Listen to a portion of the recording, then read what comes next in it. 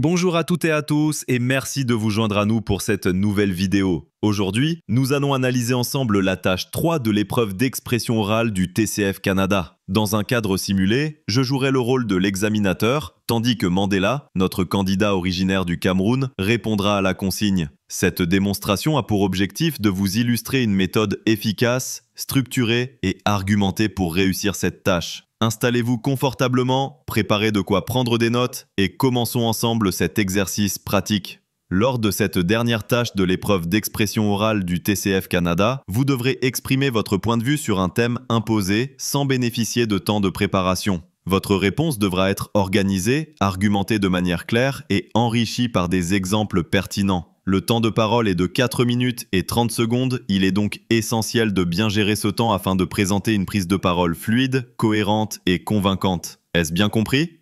Oui, monsieur Ayoub, c'est bien compris.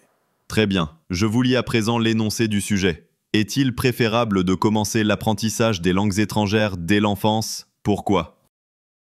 C'est une question qui revient très souvent dans le domaine de l'éducation. Faut-il commencer l'apprentissage des langues étrangères dès le plus jeune âge ou vaut-il mieux attendre l'adolescence, voire l'âge adulte?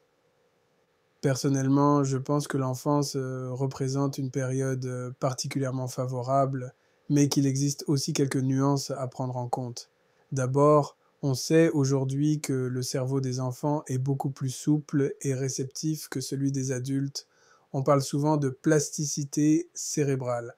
Cela veut dire que les enfants ont une capacité naturelle à imiter les sons, à mémoriser du vocabulaire et à reproduire la prononciation avec une grande facilité. C'est pour cette raison que les enfants bilingues dès le plus jeune âge parlent souvent sans accent et passent d'une langue à l'autre avec aisance. Commencer tôt, c'est donc exploiter cette période idéale où l'apprentissage se fait de manière naturelle, presque inconsciente. Ensuite, apprendre une langue étrangère dès l'enfance ne se limite pas seulement à l'aspect linguistique. Cela développe aussi l'ouverture d'esprit. Un enfant qui découvre très tôt une autre langue est exposé à une autre culture, à d'autres façons de penser et de voir le monde. Cela favorise la tolérance, la curiosité et la capacité d'adaptation, des qualités essentielles dans un monde de plus en plus globalisé. Sur le plan scolaire et professionnel, les avantages sont évidents. Plus on commence tôt, plus on a de temps pour perfectionner sa maîtrise de la langue.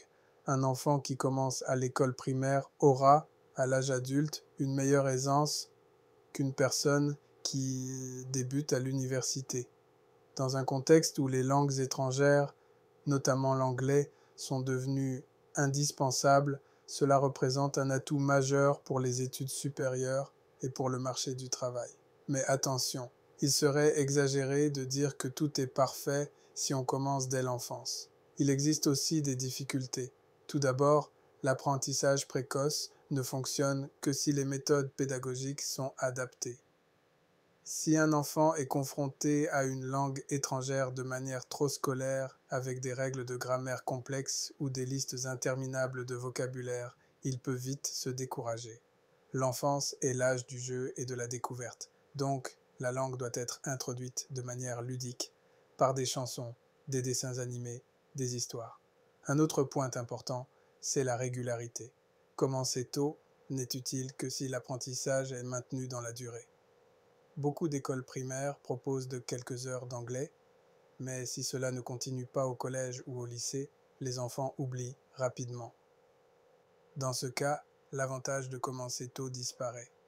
On pourrait presque dire que ce n'est pas tant l'âge qui compte, mais la continuité de l'exposition à la langue. Il faut aussi rappeler que certains experts estiment que commencer trop tôt peut, dans certains cas, perturber l'apprentissage de la langue maternelle. Si un enfant n'a pas encore acquis une bonne base dans sa première langue, l'introduction trop rapide d'une seconde langue pourrait créer de la confusion.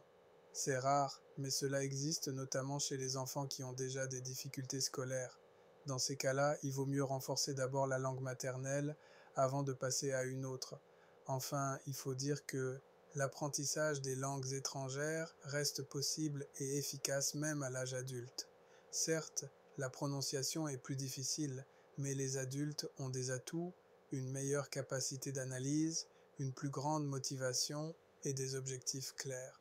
On peut donc réussir à apprendre une langue même si on commence tard, à condition d'être persévérant.